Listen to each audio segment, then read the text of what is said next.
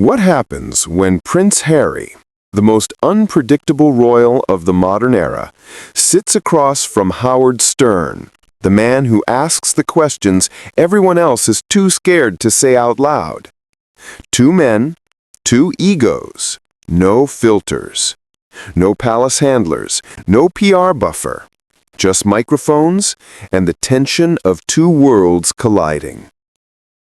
Harry walked into the Howard Stern show ready to set the record straight. Howard walked in ready to get answers. What neither man expected was how quickly the interview would spiral into one of the most explosive on-air clashes either of them had ever experienced. The studio hummed with its signature chaotic energy. Dim lights, posters lining the walls from decades of outrageous interviews, a lingering smell of coffee, electronics, and something that felt like trouble waiting for a spark. Howard slid into his seat behind the microphone, long hair tucked behind one ear, glasses glowing under the lights. He cleared his throat, shot a glance at Robin Quivers, and smirked. "This is gonna be wild," he murmured. Then the door opened. Harry stepped inside with the posture of someone used to taking up space. Navy jacket, black shirt, chin lifted just enough to signal annoyance. He looked like the room inconvenienced him simply by existing. Robin whispered into her mic, "Oh boy, he already looks annoyed." Howard's smirk widened. "Perfect." Harry offered a stiff nod and lowered himself into the seat across from Howard. He leaned back, arms folded, as if the chair wasn't quite comfortable enough for royalty. The cameras were rolling when Howard leaned toward his mic. "Welcome to the show, Prince Harry. First things first, should we bow, salute, curtsy, or just vibe? What's the protocol for interviewing someone who hates protocol?" Robin chuckled. It was meant to be playful, but Harry's eyes sharpened instantly. "You don't need to bow. I'm not part of that circus anymore," he snapped. Howard raised an eyebrow. "You left the circus, sure, but it didn't really leave you. That's why we're here." Harry crossed his arms tighter. "I'm here because people deserve to hear the truth without the tabloids twisting it." Howard leaned back, amused. "Buddy, you're on my show. Twisting isn't our brand. Asking blunt questions is." The air thickened. Harry gave a smug half smile. "As long as the questions are intelligent, I don't mind." Robin winced. She could feel the fuse being lit.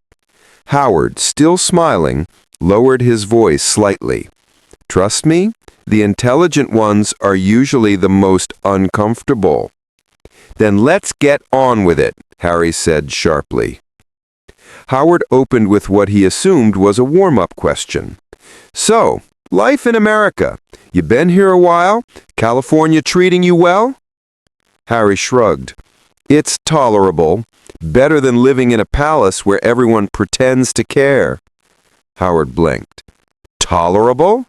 Most people would kill to live in a Montecito mansion." Another shrug. "When you grow up surrounded by privilege, houses stop being impressive, Howard." Robin muttered, "Oh, wow." Howard chuckled. "Okay, your highness of humility." Harry's jaw twitched.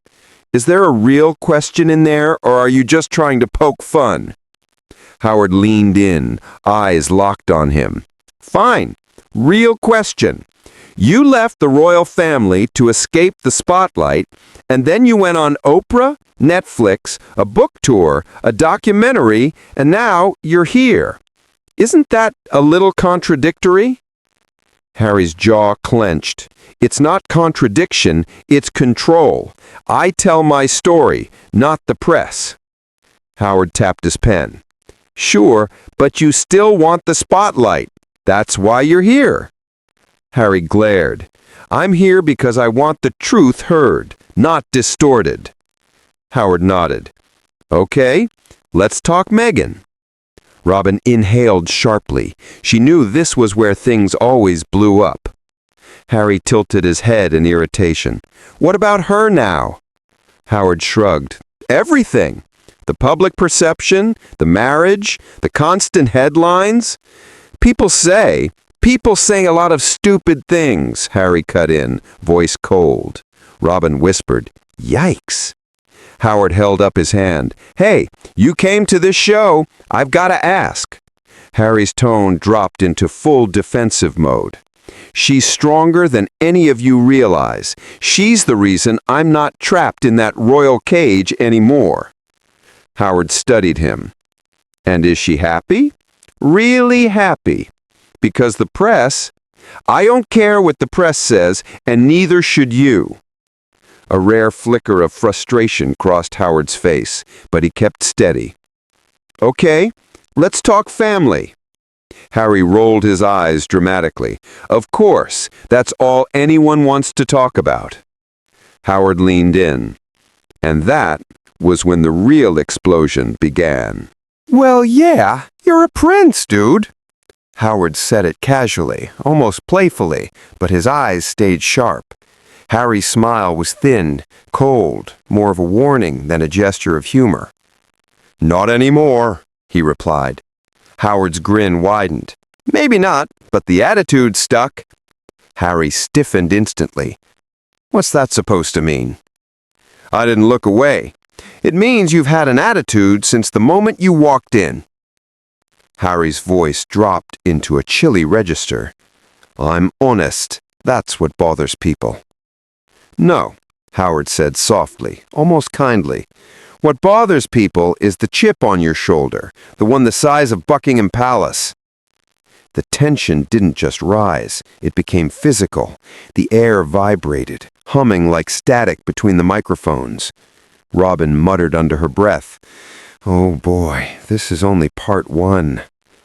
Howard gave a thin, dangerous smile. And we're just getting started. The studio lights hummed gently above them, but nothing else in the room felt gentle.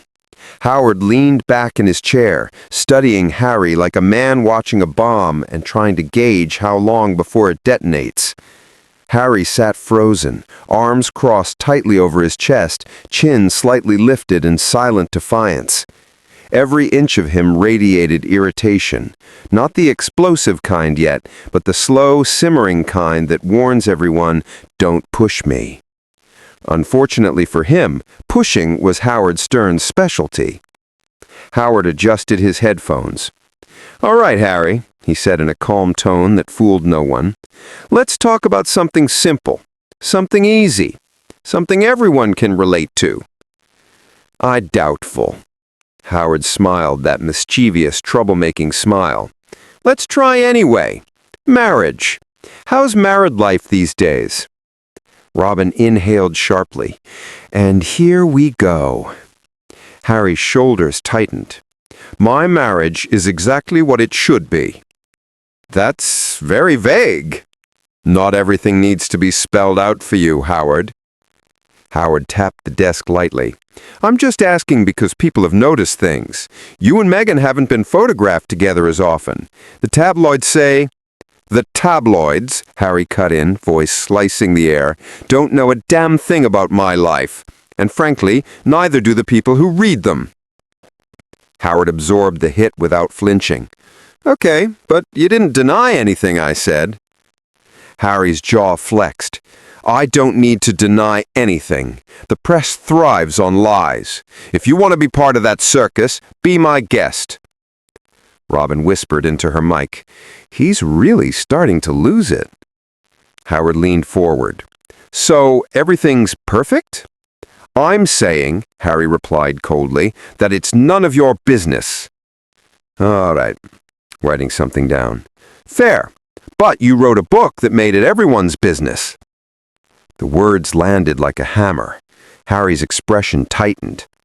I wrote that book to tell the truth. Sure, Howard said, shrugging, but when you talk that much, people naturally have questions, and you came here knowing those questions would come. I came because I thought maybe you'd have substance. Buddy, I've been doing this since before you were born. And maybe, Harry snapped, it's time to retire. Robin covered her mouth. Oh my God. Howard laughed, low, rumbling, dangerous. All right, your royal rudeness, let's try something else. Let's talk about your family. Of course, because that's all anyone sees me as, some gateway to gossip.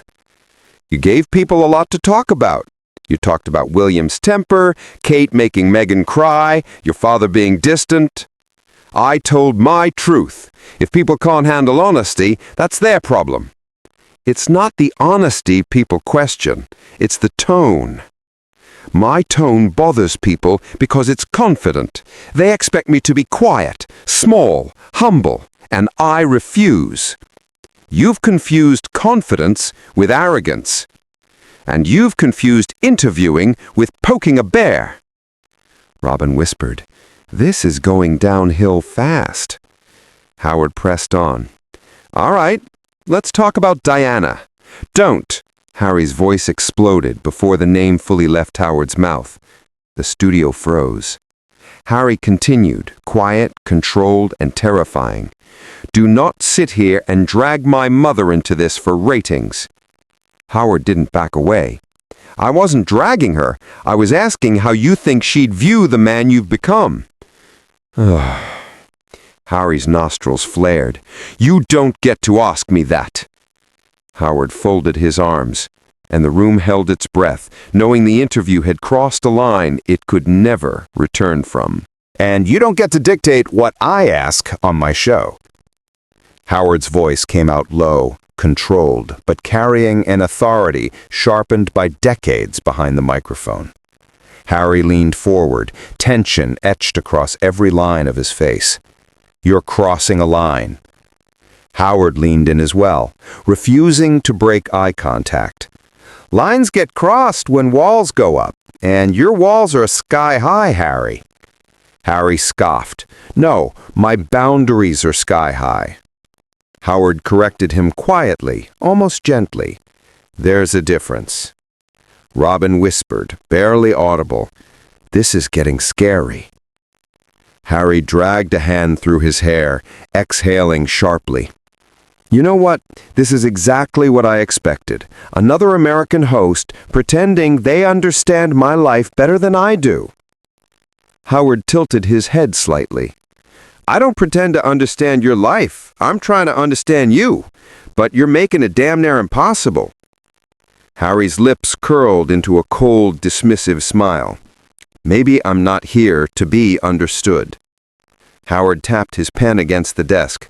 Then why are you here? Harry looked away for a moment, jaw clenching. I'm here because you begged my team for months. Howard blinked slowly. Oh, wow, he said. We're rewriting history now. Harry smirked. I don't need this show. You need me. Howard sat back in his chair. Robin whispered, and there it is. For the first time, an unmistakable spark of anger flickered across Howard's face. He kept it small, controlled, but it was visible. Harry spotted it immediately, and a faint, satisfied smile tugged at the corner of his mouth. The atmosphere inside the Howard Stern studio shifted. What had begun as tense was now fully volatile. Even Robin, who had witnessed decades of awkward moments and live on-air meltdowns, was staring at the two men like she was watching a fuse burn its way toward a stick of dynamite. Howard placed both hands flat on the desk, the gesture calm yet firm, the posture of someone who had decided the games were over. Prince Harry, however, looked like he had fully embraced the role of antagonist. His jaw was locked, eyes sharp, posture rigid, silently daring Howard, say one more thing I don't like, just one. Howard broke the silence. So, you're saying we begged for this interview? Harry raised his chin smugly. That's exactly what I'm saying. Howard shrugged. Strange, because my producer is sitting right there, shaking her head no so hard I'm afraid she's about to sprain something. Robin let out a nervous laugh. "He's right. We didn't chase him." Harry opened his eyes in open dismissal. "You're all part of the same media machine, pretending things for optics." Howard's eyebrows lifted. "Buddy, you literally emailed us first!" Harry stiffened. "I don't respond to lies." Howard exhaled, rubbing his bridge of the nose. "This is exhausting, man." Harry sat back, arms crossed, wearing a triumphant smirk. "That's what happens when people get challenged, Howard. Most of you aren't used to being confronted." Robin shot Howard a sideways glance. "He didn't just say that, did he?" Howard leaned forward, amusement and annoyance blending dangerously. "Oh no, Harry, we get confronted all the time. We're New Yorkers, that's our entire culture. What we're not used to is guests coming on the show specifically to pick a fight." Harry snorted. "Maybe I'm not just intimidated by you." Howard gave a thin smile. "No one here is trying to intimidate you." Harry's voice sharpened like a blade. "Then stop acting like you're above me." Howard blinked, genuinely confused. "Above you? Dude, you're the one who keeps reminding me you're a prince." Harry's tone turned glacial. "I don't need to remind you. Everyone already knows." Robin whispered, "Oh my God." Howard tapped his finger on the desk. "So, let me bet this straight. You want to leave royalty behind, but you still want everyone to treat you like royalty." Harry opened his mouth, and for a brief second, he froze. Just a second. Then the irritation returned, stronger than before. "You're crossing my words." Howard didn't raise his voice. He didn't need to. His calm was sharper, more threatening than shouting could ever be. "I'm repeating your words," he said. Harry snapped back instantly. "Well, you're doing it wrong." Robin's eyes widened behind the glass. "This man is unhinged," she whispered. Howard folded his hands in front of him, unfazed. "All right," he said evenly. "Let's shift to something lighter." Harry scoffed. "Right, because you've done such a great job so far." Howard ignored the jab and continued. "The Spotify situation, the deal ending early, podcasters calling you untalented, that whole talentless—" He paused, choosing his words carefully. "Comment aimed at you and your wife." Harry cut in, voice icy and razor sharp. "And you're bringing it up because—" Howard shrugged. "Because the entire world talked about it, and you said you want to control your narrative. So, here's your chance." Harry leaned forward, voice low and clenched. "My wife and I were treated unfairly. They expected us to be puppets. We don't produce content on command like circus animals. We speak when we have something important to say." Howard nodded slowly. "Okay, but some would argue the public expected more because—" Harry interrupted instantly, anger flashing. "The public expects too much. They always do. They're entitled." Howard froze for a beat. "Entitled? The public?" Yes, entitled. They think they deserve access to everything. Our thoughts, our lives, our past. They think we owe them explanations. I owe them nothing." Howard tapped his pen gently. "You did take millions from companies dependent on public engagement." Harry's nostrils flared. "It was payment for our presence, not our obedience." Robin whispered into her mic, "Wow, just wow." Howard continued calmly. "Let's talk William." Harry's entire body tensed. "No." Howard blinked. "That was fast." Harry leaned in, eyes narrowing. "I said no." Howard tilted his head. "Harry, you wrote an entire chapter about him breaking a dog bowl over your head." "I regret sharing that," Harry snapped. "People like you twist it, use it to paint him as perfect and me as the villain." Howard frowned. "I literally read it from your own book, Harry." Harry slammed his palm onto his knee, the sound echoing through the studio. "That doesn't mean you understand it. Context matters." Howard exhaled deeply. "Okay, then let's talk Catherine." Harry exploded. "Absolutely not. Leave her out of this." Howard blinked slowly. "You're making this very difficult." "That's not my problem," Harry sneered. Howard inhaled sharply through his nose, the first, clearest sign that his patience had reached its limit. Robin whispered, "Howard," gently, but he waved her off. He leaned forward. "Harry," he said quietly, "why did you even come here?" The prince smirked, cold, arrogant, unapologetic. "Because I can." Howard stared at him, eyes unblinking. Harry continued, "Because you all need me. Because without guests like me, you're irrelevant." Silence. Robin covered her mouth to muffle a gasp. Howard Stern sat absolutely still. His posture hadn't changed, but his eyes had. The amusement was gone. The curiosity was gone. The patience gone. What remained was a cold, flat stare of a man whose tolerance had been fully depleted.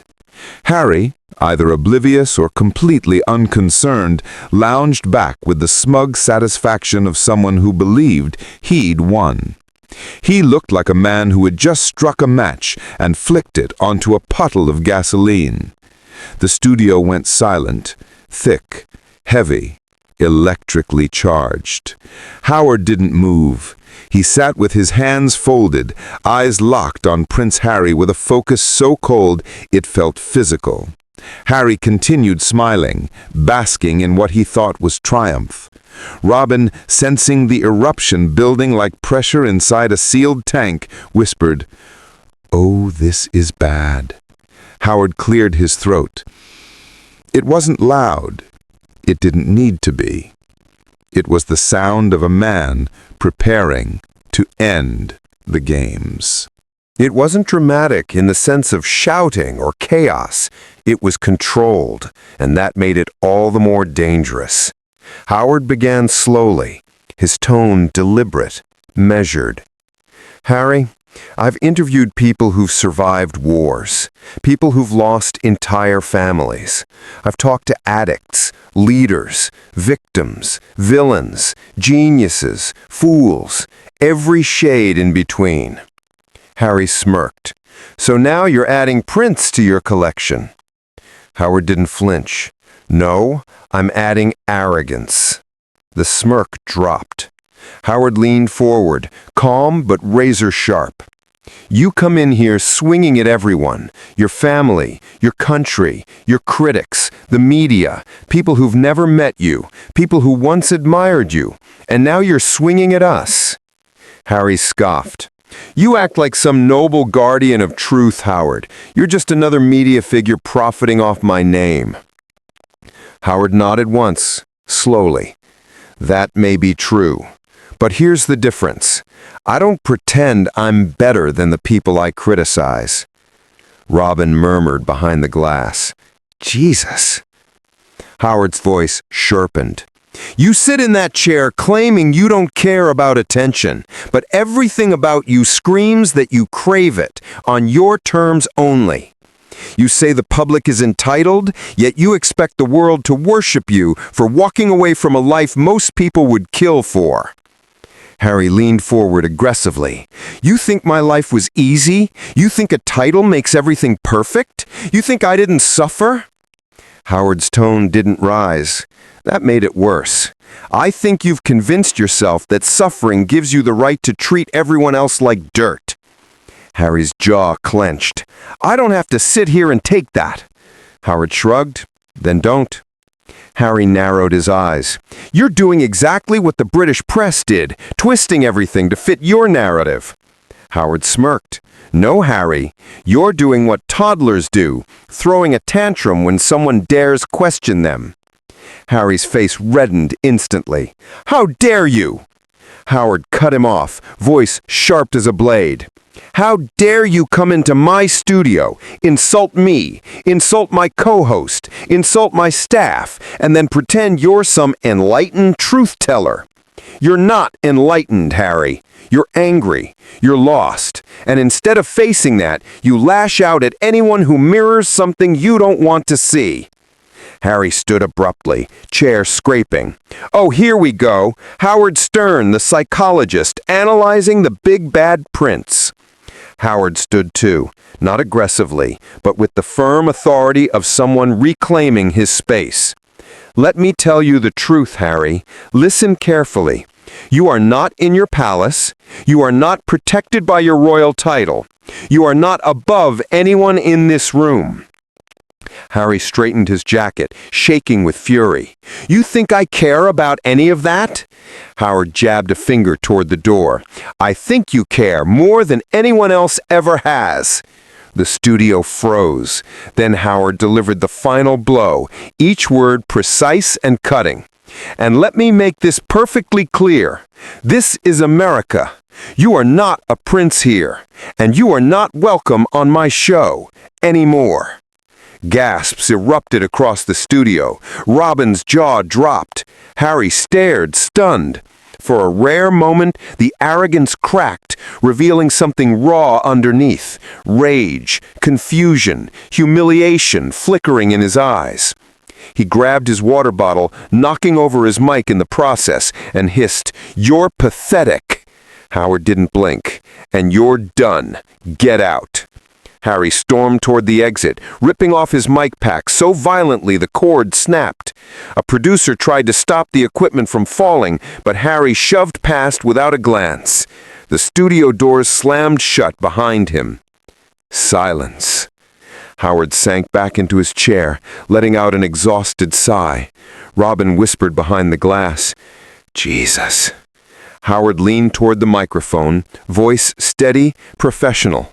Ladies and gentlemen, we apologize. We brought Prince Harry on to have a real conversation, but well, you saw what happened. We can't have a conversation with someone who refuses to hear anything but their own voice. The red studio light dimmed. The show cut to commercial. Across the world, audiences sat stunned, witnessing a prince who walked in with arrogance and walked out exposed. If this wild showdown shocked you as much as it shocked us, make sure you hit that like button, subscribe, and turn on notifications. More unbelievable celebrity clashes are coming your way, and trust me, you won't want to miss what happens next.